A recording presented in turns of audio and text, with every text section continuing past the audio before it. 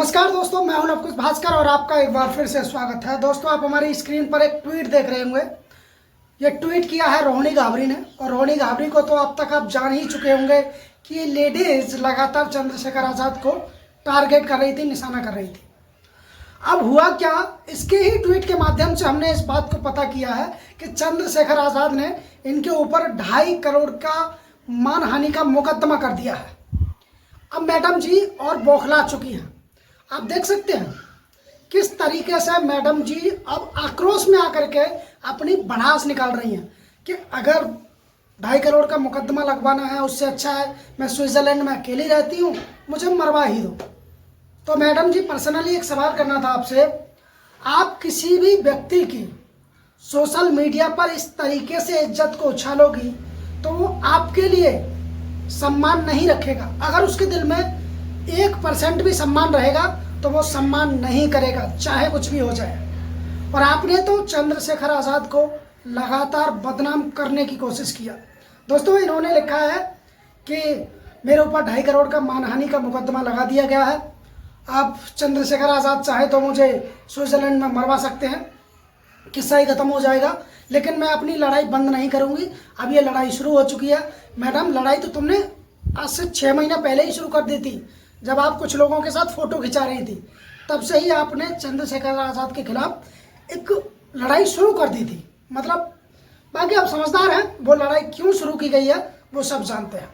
तो दोस्तों, मेरा कहना यही है कि यदि आपको कोई अनर्गल तरीके से बदनाम करने की कोशिश करता है तो आप उस पर मानहानि का केस भी कर सकते हैं, जैसा कि बड़े भाई चंद्रशेखर आज़ाद ने किया है। अब ये खबर झूठी है या सच्ची, मोहतरमा के मुंह से ही हम सुनते हैं, क्योंकि मोहतरमा बहुत सारे ट्वीट करती रहती हैं, लगातार ट्वीट के लिए बैठी रहती हैं। हालांकि मैडम ब्लॉक जल्दी मार देती हैं। मैडम ने बहुत सारे अम्बेडकरवादी लोगों को ब्लॉक मार रखा है, क्योंकि इनको जवाब नहीं देना होता है। आप अपनी बात रख तो देती हैं, लेकिन आपका जवाब भी तो देना, उसका जवाब भी तो देना होगा। लिया, ब्लॉक मार देते हैं। तो मैडम जी ने हमें तो खैर ट्विटर पर ब्लॉक कर रखा है। आप पूछिए मैडम से, आप किसी की इज्जत उछालोगे तो वो मानहानि का दावा ठोकेगा ही ठोकेगा। अगर आप सही हो, 100% आपके साथ जुल्म हुआ है, आई सपोर्ट, मैं कहता हूँ आप लड़िए, कोर्ट कचहरी जाइए। चंद्रशेखर आज़ाद ने आपके साथ गलत किया है तो उसको जेल भेजिए, निश्चित वो जेल जाना चाहिए।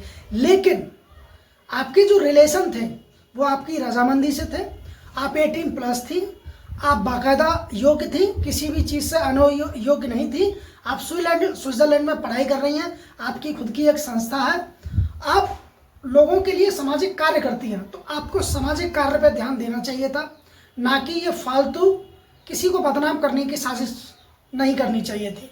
मैं तो आपसे हाथ जोड़ के यही गुजारिश करूँगा कि आप इन फालतू चीज़ों में ना पड़ के आप अपने सामाजिक कार्य को कीजिए, वही अच्छा है, क्योंकि इन चीज़ों से केवल आपको बदनामी मिलने वाली है और कुछ नहीं।